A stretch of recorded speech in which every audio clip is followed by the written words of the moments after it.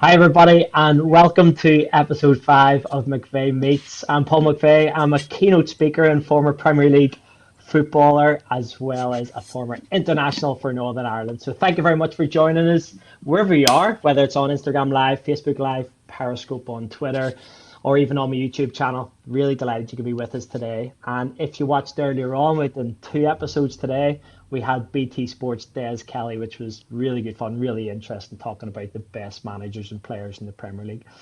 So, anyone who is joining me for the first time, I just really want to let you know why I'm doing this series of interviews. And it's because I just want to raise a little bit of money for the NHS and the wonderful job that they're doing in this really, really difficult time for a lot of people. So, I'm aiming to raise about £1,000 if possible, and I think we're about a quarter of the way of getting there. So slowly but surely. But if you do want to, donate at any stage, please just go on any of my social media profiles or just type in the Just Giving and search for McVeigh Meets, and you can donate on there. But I'm delighted to say that my second guest today is a man who speaks my language, literally. Hmm. And he has hosted Match of the Day 2, music and radio shows on BBC Radio 5 Live, especially Fight and Talk, an all-round great guy. Delighted to welcome Mr. Colin Murray. Colin, how you doing, my friend? How you doing? Yes, so you're busy today. Two interviews. Me and Des Kelly, the Fleet Street Fonzarelli, as I like to call him, because I once had a party at my house and we cancelled the party and he didn't get his email. So it was like it's like a week before the party. I sent an email out going, "It's cancelled. There's no party." So I'm in the house and one of my mates is at the house, just popped round for a cup of tea. It's about like 11:30 at night, and the door goes. We're like, who would knock my door? I lived in the middle of nowhere. Who's at my door at this time of night? We opened the door, and there was Des Kelly, case of beer in one arm, and in the other had a big, massive 10 glass bottle of Jack Daniels, and he just went, "Hey!" Cancelled party, turning up at 11:30, more booze than an off license. So I always, he got that's where he got his nickname, the Fleet Street Fonzarelli, after that. And did you let him in? Did you let him in or did you kick him away? We ended up going out somewhere. We can't remember. We went to see somebody live. We went to see a comedian live that night. It could have been John Oliver, back in the day, in a small club. It was somebody. We went to see somebody play in a really small venue. I can't remember who it was, but yeah, no, there wasn't much left there. Jack Daniels. Well, funny because he was telling me earlier that he's getting really fit and he's not drinking. So sounds slightly different from the story you're telling me. Well, Okay, so that's let's not that's cast that's what Des aspersions over him. does. He's up and down. That's Des, one or the other. That's all you get with him. All or nothing, all or nothing. Now it's funny just because I've been putting out these little posts on Twitter and letting people know we're doing this, and I was just looking for a really really good photograph of you earlier. Oh, And what do you think was the top photograph I saw of you? it's probably one where I look like Sue Perkins. I hate right. So basically, I hate photographs. Right. So Okay, especially the BBC, they have this thing. Every time you do a new show for them, they want a photograph, and I don't get it. It's like, what era are we living in that you need like who goes or need a photograph of him in the modern era? Like you got your Twitter, you got your Instagram, and the kids have their TikTok, and like who needs a photograph? So anyway, oh, it's one of my pet hates. It's probably more my fault than theirs, but. So there's no real modern photos of me. The most modern one is on my Metro column, and that's like 3 years old. But the one that okay, always so the only time I was ever photoed a lot was when I had my glasses before I became a lot more reclusive, and I right. genuinely when I went on Twitter I never realised that literally I went on Twitter and say one in every three tweets I got was all right Sue Perkins whatever, and as soon as the Great British Bake Off came on, but everyone thought it was an original joke to send me a tweet that went, "Oh, you're great on the British Bake Off." So it came to a head when Sue Perkins herself tweeted that she looked Oh no. the similarities. And the thing is, you'll notice right, the least famous person is worse off here, right? So she didn't look like Yeah, me. I look like yeah, her. She's way more yeah, popular, talented, famous, yeah. and rich. So I look like Sue Perkins. So when she tweeted, someone had stopped me in the street. Lovely old lady had stopped me in the street and asked for a photograph, and had mistaken me once for Sue Perkins, and that was nearly enough. But when Sue Perkins herself said that yes, he looks like me, that was when I got rid of those glasses and I had my hair short. But I went to contact lenses because of that. Um, and but so yeah, so the pictures are really embarrassing. Like, I suppose it's worse if Sue Perkins said that you look more like Sue Perkins than she does. Well, do you know what? There's some pictures I can't tell them apart. Poor, so anyway, so I changed. Like, there's no way she was changing, right? She didn't need to. I Okay. look like her. So yeah, so the glasses went, Well, and I went to the old let contact. me So tell you, yeah. Sue Perkins' photograph was not the one that came up the top of Google when I was looking for you Oh, earlier. Mankini. Oh, Mm, Mankini. Okay, so oh, if yeah. anyone's been living on the moon, can you just give us any sort of, I don't even know if it's an excuse, rationale, how you can possibly end up in a Mankini? I felt like I got my comeuppance actually because when Michael O'Neill took over as Northern Ireland manager, there was a little. It wasn't like I listen. I'm not one of those ones. I'm always the last person that wants to get rid of a manager. Always, right? I'm not one of those Yeah. screaming and shouting fans. But when he came in, we were awful, and we our aspiration was low. Paul, as you know, it was as much Hmm. about what our expectation was, and a lot of players were crying off injured rather than playing for us and stuff. And then when he took over, he only had one win in his first 18, and there was a bit of a bad run. So just before that campaign started, I think we hadn't scored in 4 games. And I'd seen little shoots of recovery, and I wanted Michael O'Neill to still be manager. But I did tweet, if Northern Ireland qualify for the Euros, I will run through Belfast City Centre, Green Mankini. And immediately after that, in fact, I almost feel like a few of the players must have read it and went, going to show him. Yeah. Not I want to claim any. The main, I think I just want a wee tiny bit of credit. But we changed, we just became like we just flourished. That was the moment Yeah. that, like, literally, as Yeah. soon as I sent that tweet, I hit it like that. We turned into from the 139th ranked team in the world, and we ended up getting up into the 20s. And it was we won that first game of that qualifying group against Hungary with 2 late goals. We never looked back. We won the group. People forget that Yeah. because the Euros So it, extended to a lot of teams, to 24 teams. And there was a lot yeah. of people, of supporters of bigger teams like England, said, well, it was only because it was, and right, no, no, we won a group. We Yeah. were in the top 8. Yeah. And it was a Yeah. decent group as well. The teams within there, Yeah. like Greece and Romania and Hungary. And we were the fifth seeds out of 6 in that group. Only the Faroe Islands were below us. And that was the start of that incredible journey. So yeah, we, Amazing. much like you're doing now, turn a bad situation into good. So I ended up getting a whole lot of people with me, and not to get into it too much because it's still quite raw, but that's where I really got to know Stephen Clements as well, which was lovely. Really so good to get to Yeah. know him and, Yeah. and become a good friend to Yeah. him. Rest him. So that was Yeah. brilliant, and he Yeah. came and did it and brought loads of people with him, and there was so ended up being a big crowd of us. And Boxing Day ran through the Belfast city centre. I say ran, we walked proudly. And it was only 4 degrees, so we were okay. It wasn't as cold as it usually is in Northern Are Ireland. you sure? Like, that Looked sounds pretty cold. cold. Well, Looked pretty cold. yeah, that's what I tell Um, everyone, was minus 20. so did you ever send in the invoice for your sports psychology session to the Northern Ireland team, to Michael? Because clearly the reason why we got to the 2016 Euros was down to you. Yeah.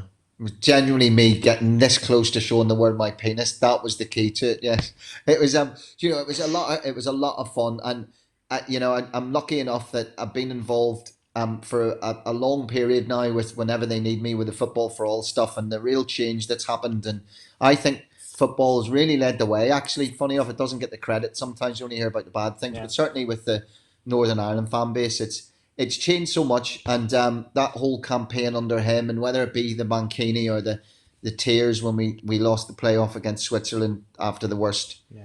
worst refereeing decision I've ever seen in my life, or the Yeah. glory of Yeah. Leon, it doesn't matter. The whole journey's been about more, as much off the pitch as on it. So to have any little part of it's been special. I tell you what, Yeah. if you want, I'll No. tell you a story about why Northern Ireland fans are great that I don't think I've ever told anyone, which is Go on. this. My mate Sesh, who is anyone I take to a Northern Ireland football match, becomes an honorary fan because they can't believe the atmosphere. They can't believe the Hmm. singing. So my mate Sesh, I'd taken her to the Northern Ireland Supporters Club in London, which meets at Philomena's in the centre of London.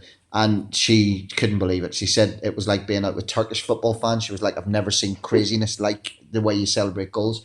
So she started to come to some games, and I brought her to um, where did I bring her? I did bring somebody to Costa Rica, believe it or not, a couple of years ago.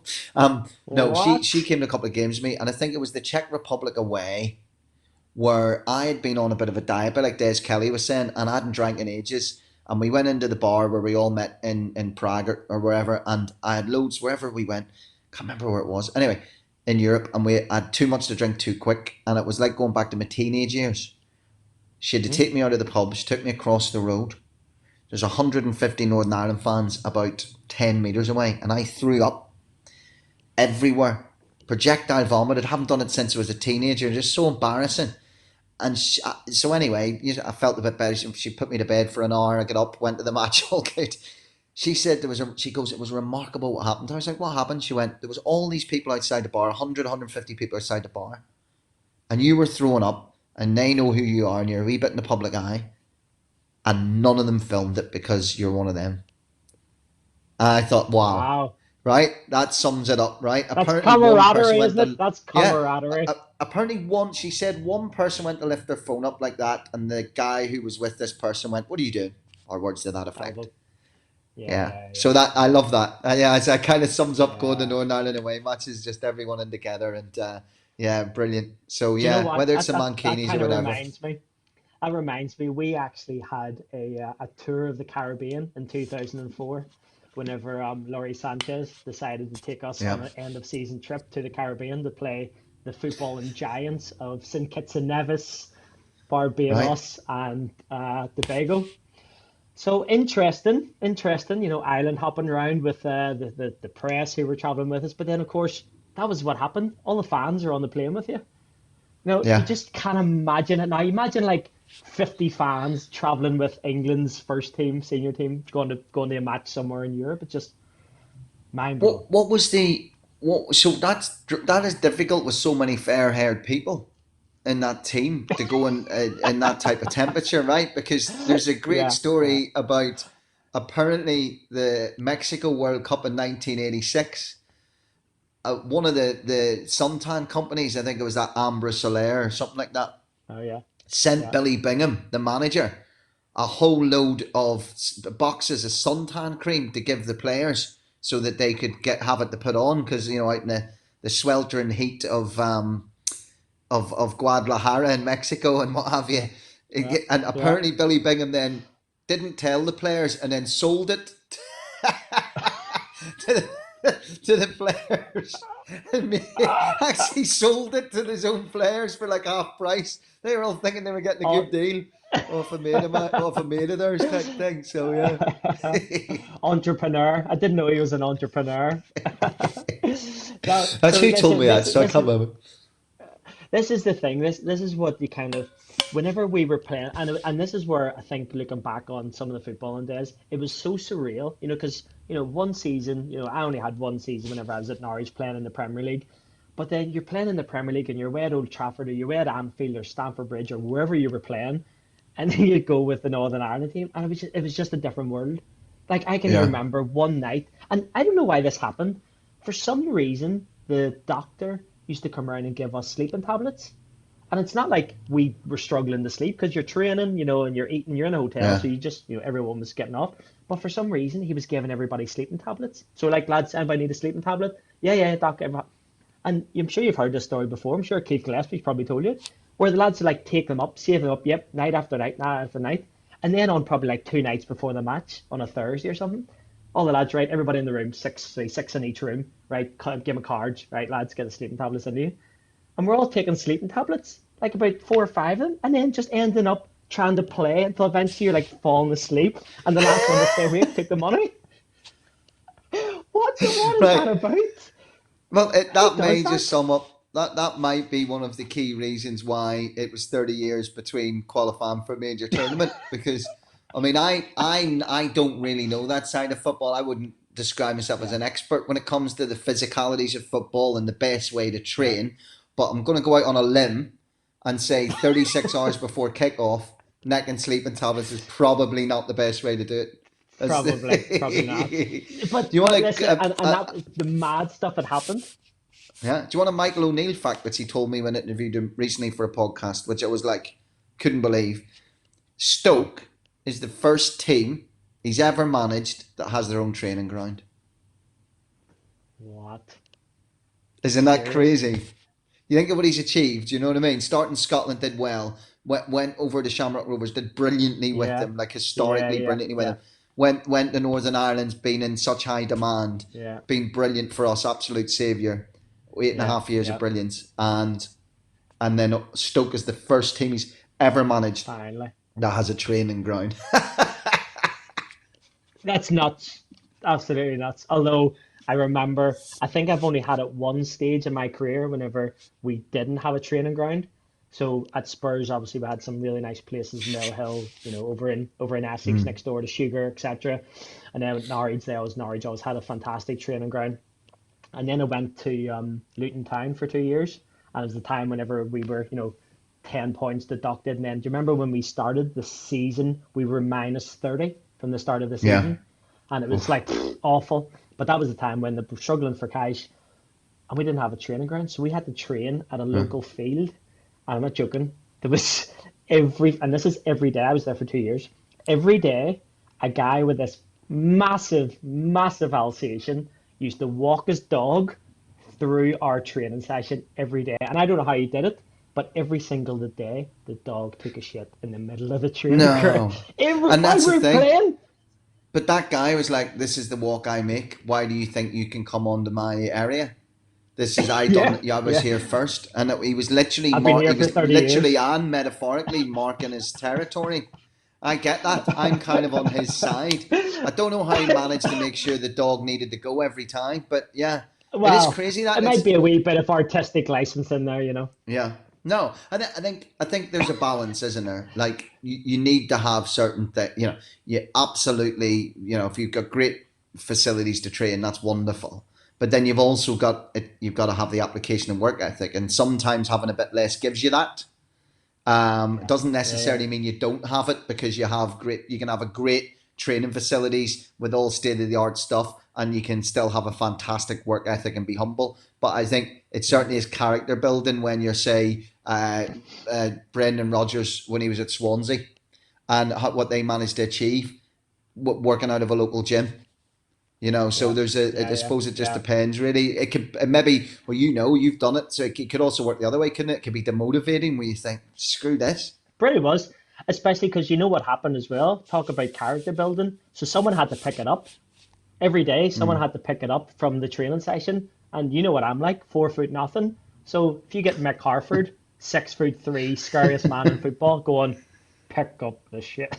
I had to go over and You're grab doing into it. the wee bags that they brought. I had to throw it up every single day, and it's like character building. Listen, Colin, hold on there. Let me just, in case anyone's joining us again, if you are joining us on Twitter, Facebook, Instagram, YouTube channel, I'm delighted to say that I am here with Colin Murray, and we are just trying to have a little bit of crack, some chat entertainment because I'm trying to raise some money for the NHS, for the charities, just because of the tough situation that we're all in at the minute. So if you do want to donate, just go on down to my social media profiles or go on to the Just Giving page and type in McVeigh Meets. So Colin, I do have a bone to pick with you because it's all well and good having Yes. a bit of crack and there's Yeah. plenty of things and I could literally just give you one question and you could do anything you want for the next 40 minutes. But do you remember whenever you had me on Fight and Talk? And do you I remember? have not the best memory in the world, so you have to Okay, remind me. okay. So I've been on a couple of times, right? And Yeah. one of the times, just because, as you do, because you're always taking the piss out of everybody who goes on it. And one of the times you go, oh, Paul, we've actually got your goal montage for Northern Ireland. Would like to play it? Silence. And like Yeah. the tumbleweed just came through, and I'm sitting there just going, you know, when you got nothing, no comeback at all, absolutely Yeah. devastated because I had nothing to say. I was like, I didn't score for Northern Ireland. I'm sorry. That's the either did I though. See, that's the thing. Um, it's if you come on Fight and Talk, we always are like, yeah, you've got to have a thick skin to come on there. But what I always say Yeah, to anybody's on it that you'll get more points by fighting back than you will for taking it. So a lot of times people come on and they'll be like, I can't believe I didn't get points for that, or you're not going to give me points for that. The minute they do it, I make a mental note in my head going, you can't win today. And it's yeah, always yeah. won by the person that's much more like, I don't care. Yeah. I'm sticking to my guns. I'm sticking to my answers. So it is a weird old show. Although to be fair, it depends on the day. Like at the moment, I'm recording it obviously four guests, four different places, and me just sitting where I am now. So I just have a little book, and I don't really keep the scores up properly. Do you know what I mean? I just write down roughly, Oh, really? and then I hadn't look, noticed. I was Hadn't noticed that exactly. you're like, who cares? Yeah, Anyway. it's not about that really, but like some people take the scoring bit really seriously. Like, it's just Yeah, crazy. yeah, But yeah. yeah, it's weird. Someone said the other day. Well, I went on air the other day and did my 400th fighting talk, and I was equally pleased with that as I was depressed. There was something quite depressing about thinking I'd done 400 of the Why? But same like same show. it's so successful. You must have some unbelievable stories from all those guests you've had on. The like the quality of the guests, the amount Yeah, of crack you must have had with them.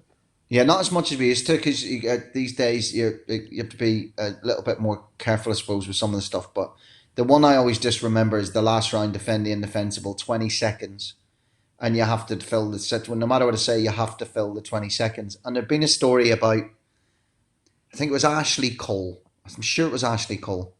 If it wasn't, I apologise, Ashley, but I think it was. There'd been a story printed and it had flown about the place that Ashley had a drunken night up and had thrown out whilst making love. He'd thrown up while making love to a woman.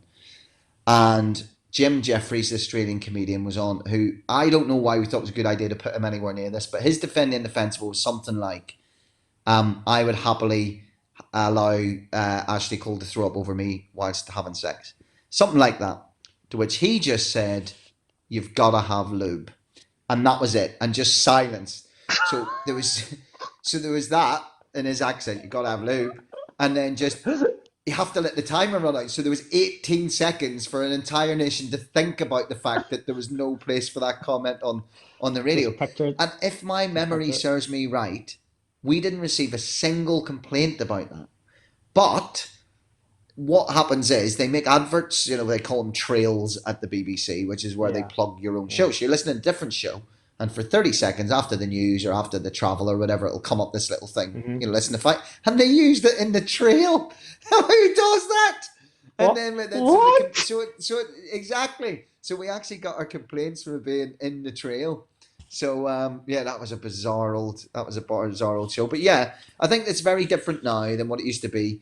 Fighting talk. It's because when it first started, a lot of the sports shows were very straight laced and very well to do and very formal. So it stood out as being something that if anything controversial was controversial. But anyone that just came out and said, "Oh, I don't like that person. I don't think he's good at this or that," it seemed very different. But now it's that's every show. I think Fighting Talk's been a bit of a precursor for that type of Yeah. thing, and some of the stuff we did Match of the Day too as well, which people were like, "Well, that's a bit left field. Why, what's it going to do? Well, you have opinions here. You're just having a conversation." That's sort of something that we're very used to now. I'm not saying it was that good. I'm just saying that it's something that we're very used to now. So Fighting Talk has to be something a bit different now, I think, because if you listen to Chappers on a Friday night, they're telling you as it is. Chris Sutton will tell you as it is. It is. Neville and Cara, I think, are brilliant together. So they'll just bash straight out with what they think about something. Roy Keane's just a delight, isn't he? And he's just the ultimate fighting talker who's never been on. It's Yeah. just such a shame. Yeah. It's like no wonder. Well, Imagine if you got he's him. only going to work for 200 quid, is he? But Yeah. yeah. So there's a lot of What, you that get now. paid for A it? lot fighting talks. Yeah, fighting talks everywhere now. Yeah. Here, listen, that's what I was gonna say to you. And it's really interesting because whenever I saw you taking over and doing the match of the day two stuff, it was so different because when you're so used to the what you're seeing on a Saturday night, where did you get the balls to be able to go, let's completely rip this up and do it so differently from anyone's ever done a football show before?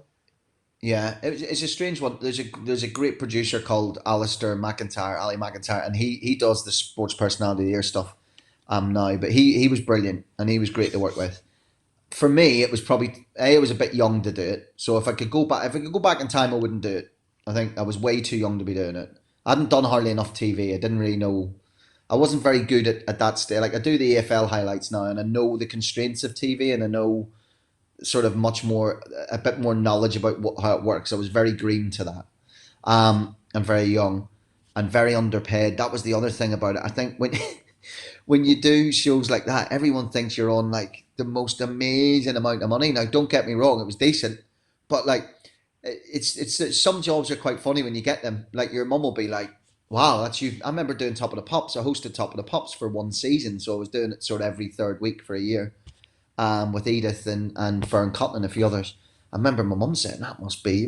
I was like, I think it was 250 quid. I think for Top of the Pops.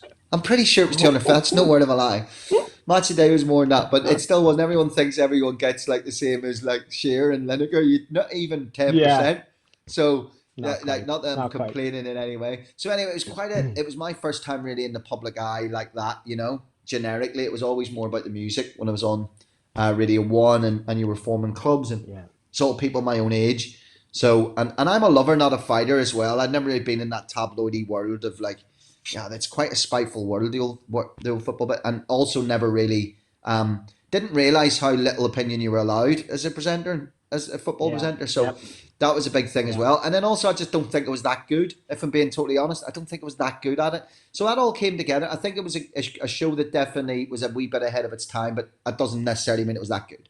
That's the way I look back at that Well, it's time. it's fun. It's funny because from my point of view, and without trying to be sycophantic in any way, I honestly thought it was fantastic because looking at all of the football shows I'd have been watching, pretty much every week, Mm. week in, week out, and seeing just such a difference in the different personalities, the different ways to be able to express yourself, and it probably leads me into, part of the reason why we're doing all these interviews is just because I'm trying to speak to what I would consider some of the most successful people that I know, that I look up to, that I respect.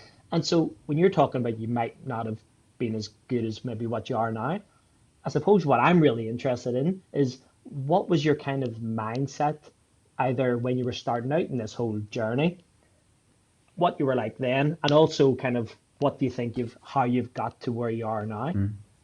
My main mindset was to smoke less. I think for a long, long period of time. But it's weird. So I get the weirdest way in. So I'm a complete fuck up at school. Like just not a bad kid. Just talked way too much. And give it a lot of that. And then No, one teacher, I no, know, no no, but like way. properly, Oh, like yeah. Even this, it's only now I'm older. I always say that like these days, there's loads of things in the 21st century we understand, like whether it be mental health, whether it be ADD, whether it be Asperger's, whether it be whatever. We understand it, and we try and accommodate it, and we see it as a creativity in some cases. And I'm not an expert on it. I'm just saying that there's definitely a feeling that like when a kid talks too much now, or is a little bit distracted, or is a little bit different, we don't we put the arm around, or at least we certainly do a bit more. When I went to school, that's not what happened, right? It was a lot more uniform, and it was like you have to be quiet and you have to sit like that, and that was it. Didn't suit me. I got into grammar school, get kicked out of there, asked to leave, and then I went to Dundonald High in East Belfast and didn't make it to the end of fifth year. So I was not a good student. So I was going to be a gardener. I was going to be going to Greenmount College because I really liked, for some reason, I like gardening and I like Latin and I like journalism. And one teacher said to me, "You should be a journalist because you love books, English literature." Mrs. Riley, she was like brilliant for me. She used to give me books to read. She'd really inspire me, and she'd listen to me. And so I applied for this college to go and do a gardening course, and I applied on the YTP scheme, YTS for a lot of people watching this, the 20 and 50 a week to a local newspaper, and I got. I don't know why. I don't know who was working behind the scenes, but I got accepted on this course at the newspaper, and I went there. Literally decided 2 days before I was due to go to this college to start gardening. Got in there as a journalist and never went anywhere near Paul. No idea to go through TV or radio. And then by accident, really, just ended up doing an audition for a Radio 1 show called The Session in Northern Ireland. And that's how I got into that because I yeah. was working in music by then. I was running a music magazine called Blank with a guy called Paul McNamee, who now edits the Big Issues. Brilliant, brilliant journalist. He went on to work for the NME. Um, Yeah. Very bizarre how I got in. I was accidentally got into it. But I suppose what I've learned is even now with media, there's loads of opportunities. Look at you're able just to say, right, here we go. I'm going to do these interviews. I'm going to put them out. I'm going to try and raise money for a good cause. And anyone watching, all the information's coming along the bottom of the screen now, so you can get donating if you're watching this. No free ride. Come on, get donating. But you have to. It's like it's harder now in a way in established media because there's less money. Like £29.50 a week was awful, right? I worked in a McDonald's while I was doing that for 2 years to start my career off as a Yeah. trainee journalist. So I would do 5 days, nights a week, stroke Saturday, Sundays or whatever in McDonald's, and then do 10 to 6 in the newspaper. So the only advice I really have to people is like work hard, be nice, don't take drugs.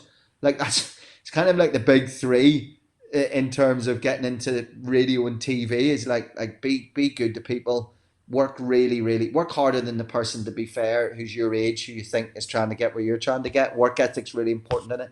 Um, Try and get good people around you to help teach you. So when I was young, I was always like I was willing to write for anyone as long as the senior journalist there would tell me what I was doing wrong.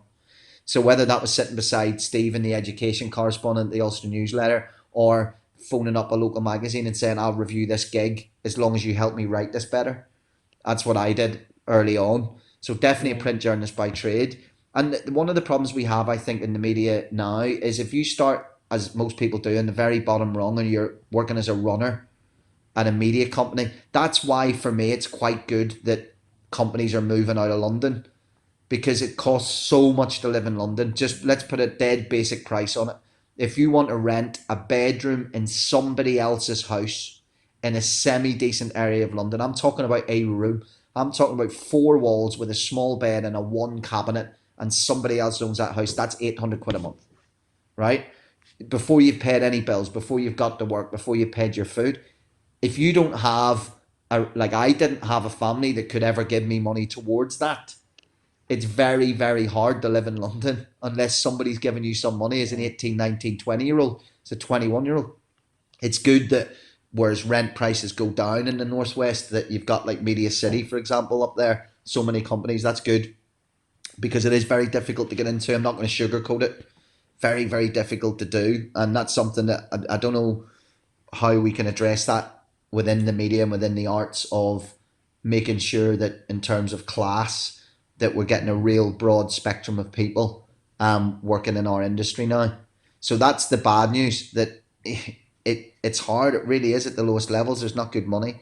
And the only advice I always would say is like work ethic's really important. I've always said there was better than me that didn't do as well, but I always like for example, I'm on air tonight, 9 p.m. to 12 midnight on 5 Live. I've already done 2.5 hours work and I'll do another 3.5 before I go on as soon as we hang up. Um, Hmm. so I always take that work ethic with me at all times, I suppose.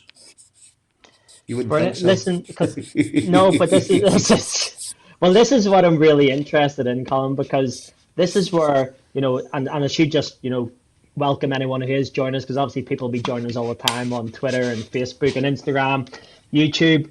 If you are joining us and if you are happy to donate, please go on my Just Giving page, just type in McVeigh Meets and give whatever you can. I would be absolutely delighted and really grateful if you could to try and raise money for the NHS because we've got Colin Murray here with us. And Colin, you're really just sharing probably what some of your journey, why you think you have done what you have done. But I suppose what I'm really interested in is what's the drive? Why is it that, because like you just said, most people will hear you speak on the radio for a couple of hours or see you on TV, and it's like they see it for that much. They don't see all of the Mm. rest that you put in, and I know how hardworking you are because I've worked with you before, and you've got this like drive and determination and work ethic like you just shared. But I suppose my question is, where does that come from, and Um, where are you going with it? I think it's a weird. I'm probably not really in a big category. I don't think I'm the usual makeup, I suppose, ingredients in that I the day I stop making radio and TV and whatever, I won't have any social media. I won't have anything to say. Like I'm not interested in that side of it. I never have been. It's funny you talk about like googling pictures and the mankini comes up. That's 5 6 years old, and you're not going to find much. You're not going to find that many interviews with me at all ever. I'm likely to do this because I like to do the podcasts and stuff and the chats because they're not, no one's got an agenda. You not got an agenda. You're not trying to find anything out. I'm Yeah. quite private that way. So I don't have a drive for popularity. That doesn't exist. This is why I'll always be a radio person because I have a drive for connection and conversation.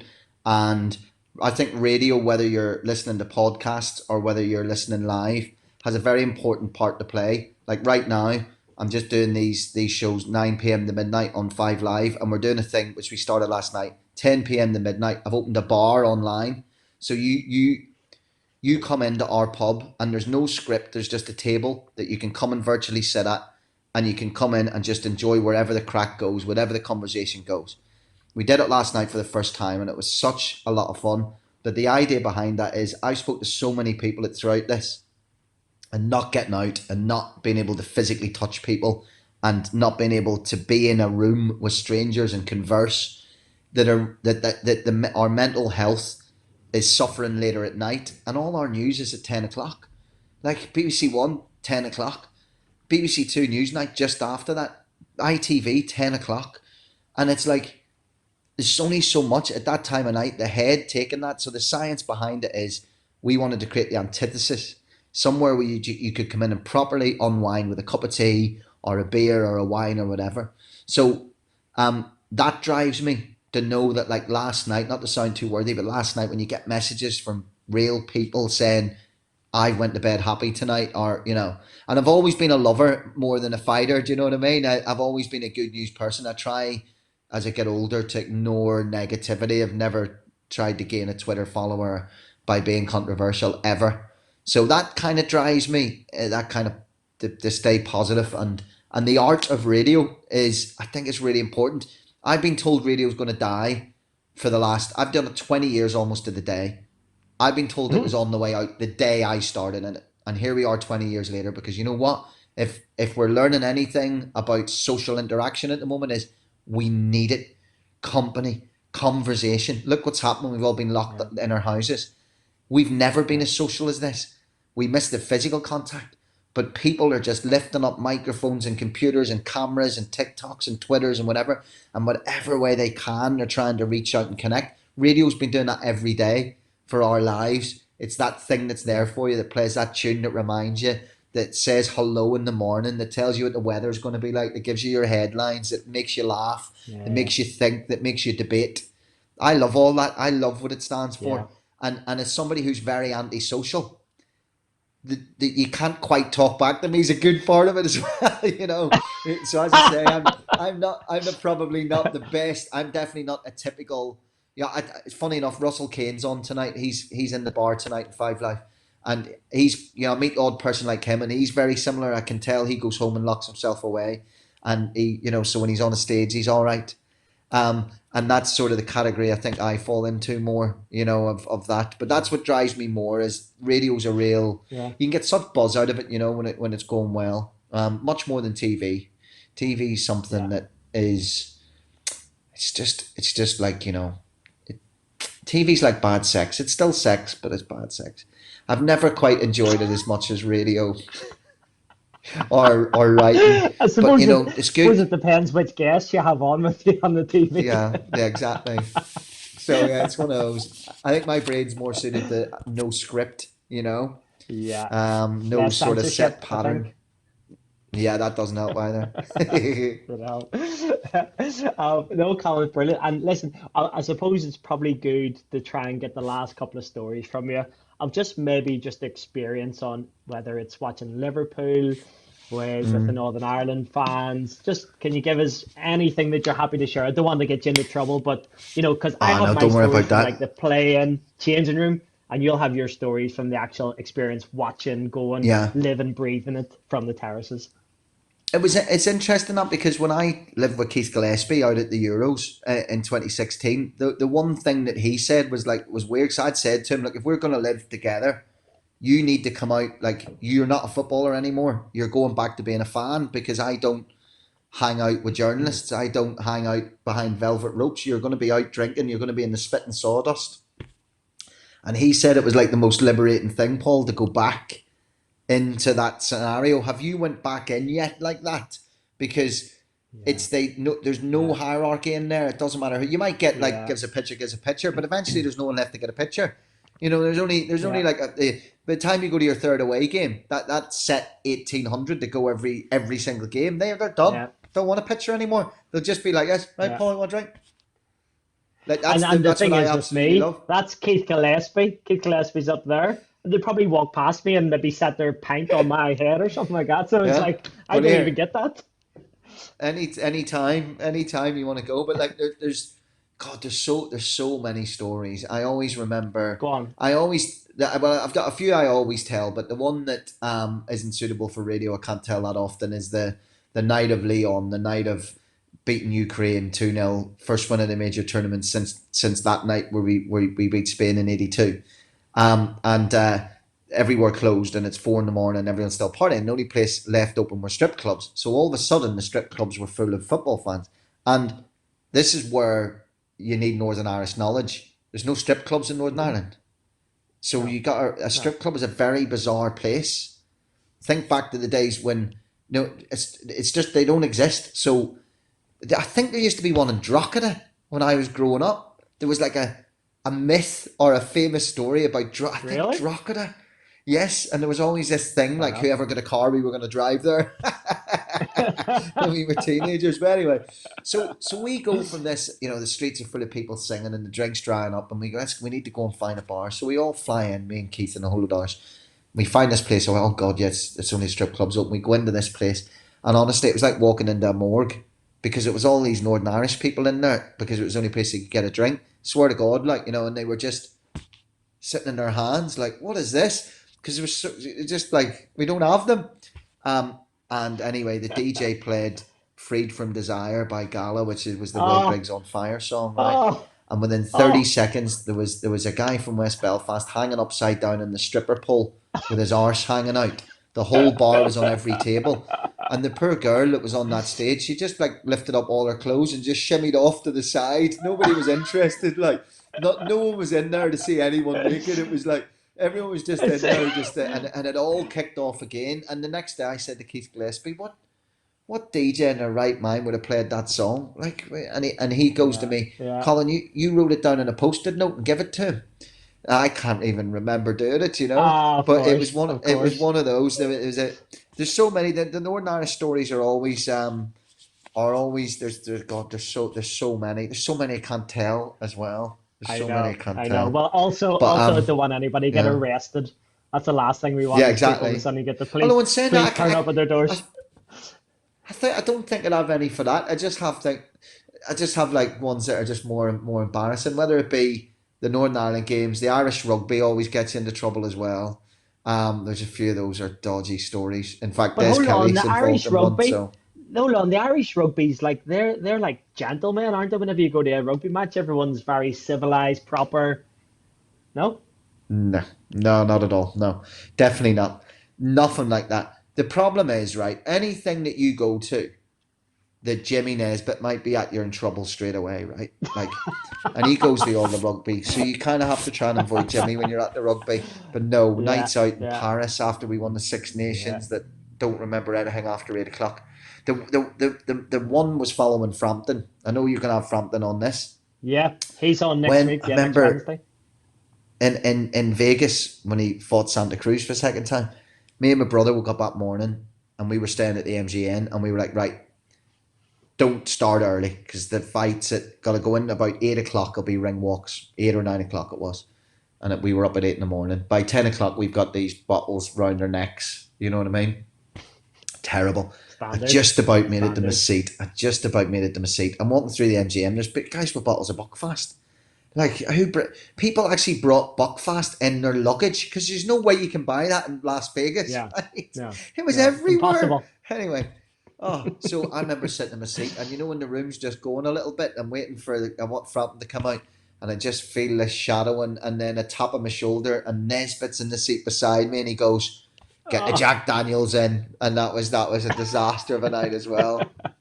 There's so many. I love it. A great bit of advice for anyone. I haven't given any good advice yet. I'll tell you this. Um, Stuart Pearce once pulled me aside and he was like, "Why do you support so many teams?" And I was like, "What do you mean?" And he was like, "Why do you support the Bears in the rugby in the NFL?" And I was like, "Well, I just did from when I was a kid." And he was like, "Yeah, but you never lived there. You don't know anyone from there." And I was like, "You're right." And he goes, "Do me a favor, go through all these teams you support and only keep the ones that you've got a connection to. So you either had to have family there, somebody's lived there, or you've lived there. You have to have a connection." And it literally became Ireland rugby, Northern Ireland football, Belfast Giants ice hockey, Liverpool Football Club, and Toronto Blue Jays. Because I moved to Toronto for about three Yeah, months yeah, when I was yeah. 18 and stayed there for nearly a year. So I don't know how I managed to do that, but so I had that connection as well, and I got rid of every other team, Paul. I got rid of none of these people. Why do you support? Oh, I'm a big fan of the Detroit Lions. Oh, have you ever been? No. No. But why do you support them then? And they'll be like, oh, well, Well, Axel Foley had a Detroit Lions top in Beverly Hills Cup, and I thought I'd support them. That's not a reason. yeah, but that's 90% of Man United fans wiped out, isn't it? But we'd all lose them. We'd lose them. Liverpool would lose a load. United would lose a Yeah, load. But I love yeah, that. I love that when you get fans of a team that go, well, at least our supporters are local. And I'm thinking, mate, if you'd have won 19 leagues, you wouldn't have a local fan base anymore. You wouldn't be able to yeah, buy the yeah, players that you buy. You wouldn't have the commercial revenue. Of course, no one's sitting no, there. There's no football team sitting there. Listen, every fan sitting there thinking, I want to be run properly. I want to have good owners. I want them to make sure the club doesn't go into administration. I don't want to have a crook as a chairman. Everyone's thinking that for sure. Don't get me wrong. But no, if no one's sitting there going, I hope we never extend our appeal outside of our hometown. So I never, I've even never as a heard it Liverpool put like fan, that like before. yeah, I don't do that whole like, oh, well, you must be, you have a London accent, so you Yeah, must be a United fan. yeah, Well, there you go, there you go. I know. That That's kid, life. when he was 2 years old, supported United. Suck it up, done. Yeah. Sir, let's finish off last line because I know you got to go. I know you got to prep for your show for later. Liverpool, quick thoughts. What's happening? What are you so anxious that you can't even sleep, or is it just it's gonna happen? No, it was. Do you know what? It was actually. It seems so far removed now to talk about when the football was being played because if I'm being honest, days are slow. Try and fill them, but like as I was asking someone the other day, how long have we been in lockdown for? And I was ill for part of it, so I've been isolated for quite a while. It's only been that literally recently I've been out of my flat 3 times in 3 weeks, so that's been difficult. So like, how long has it been? But actually, it was when we lost whoever we lost to. Was it Watford? Yep, yep. 3-0. I think it was, wasn't it? Yes. That's when I realised we were going to win the league. That's when I became elated because everything up until that point, it just felt like this surreal world we were walking about in. And I was having Oh yeah, conversations yeah, with mates like, do you know what? I hope they only draw. I hope at the end of the season we don't win every game and the only draw is Man United because they'll talk about that forever. Stupid conversations after years and years of hurt, after decades of yeah, not winning the league. So yeah. that's when it kind of hit me. So it's just going to happen when it happens. If it happens, look, the cliche is it's not the most important thing. Duh. We all know it's not the most important thing. But I believe in being proactive about mental health and not reactive about mental health. And there's no doubt that sport and that activity, the community, and especially when you go outside of Liverpool and United and Chelsea and Mm. Spurs and you go down to Grimsby and Leighton Orient and Kidderminster and Chester. This is where your community is in your cities, in your little villages, in your towns, in Stalybridge, Celtic on the Hill. You go there, you go up to see Forest Green Rovers, and you see your brother and your cousin and your mates, and this is what you do. That's all gone. I think it's probably going to have to be behind closed doors, but don't for there is something about what sport does to us and that competition and our connection to our lives, our history. We used to go with our dearly departed grandfather. We took our kid to the first game, and all of a sudden in your house you're going to be able to watch those games. So while there are more important things, sport is important. We're a very Of sporty course, nation. So I'm of not course. in this category of like people thinking that it's not important to have football back. I think it is. I think for huge amounts of millions of people, it's a huge part of our Yeah, lives, and it connects us to our yeah, mates and our family and our history and our future. So I hope it does come back. I think I was against it being behind closed doors because of all the bars and all of the small cafes and family-run businesses that we're going mm, to lose the money. But mm. as this has become worse and worse, I don't think there's. I would hope the way to do it would be hopefully by delaying some of those payments. That's helped. There's been enough help for those businesses. What won't help is having nothing for ages. I'm all for get this season out of the way by hook or by crook, and then try and start that new season at a time that we can do it, whether that's September, October, November. But ultimately, it changes every week, mate. We could have this conversation next week, Yeah, and everything we say now could yeah. sound stupid. And we just Yeah. gotta. The No. bottom line is there's good evidence out there that impatience is what's going to bring this back. And if we want to have any normalcy or a new normal in 2 months from now and 3 months from now, we need to stay safe now. We need to social distance now. There's really, really bad evidence in other places in the world of the lockdown finishing too early. And if you didn't get on top of it early, which there's very few places did, New Zealand's one of the few places that Hmm. can say went strong Hmm. early. There's some Yeah. places that have lifted the lockdown and had a second wave. We were talking about it in Five Live last night. So it's very important. It's easy to try and we're all itching to get back. You know, the Premier League are meeting about Yeah. this and B&Q are doing this. This is the bit we've got to endure. It really is this next part, and then hopefully we can get back to some sort of normality whenever, you know. But yeah, listen, we only need one more game, don't we, to win the league? Ah, So yeah, exactly, exactly. Well, what listen, about Leeds? if you've Can I just in say that before you the go? What about what's Leeds? happened, go on. Well, if it wasn't about Liverpool, right? Because that's such a big story. You know, one Yeah, game away yeah, from winning the league, 2 games away. yeah, No one's talked yeah. about Leeds, who obviously people talk about doing a Leeds. We've had fans singing Leeds are falling apart again. Last season it happened. This Yeah. season, right? They had a slump Well, out of Norwich have Christmas, capitalized on them so many times. Norwich have right? just keep Right. overtaking them, overtaking So them. it it happened again this year. The slump happened round about Christmas. They turned it around magnificently. They were flying.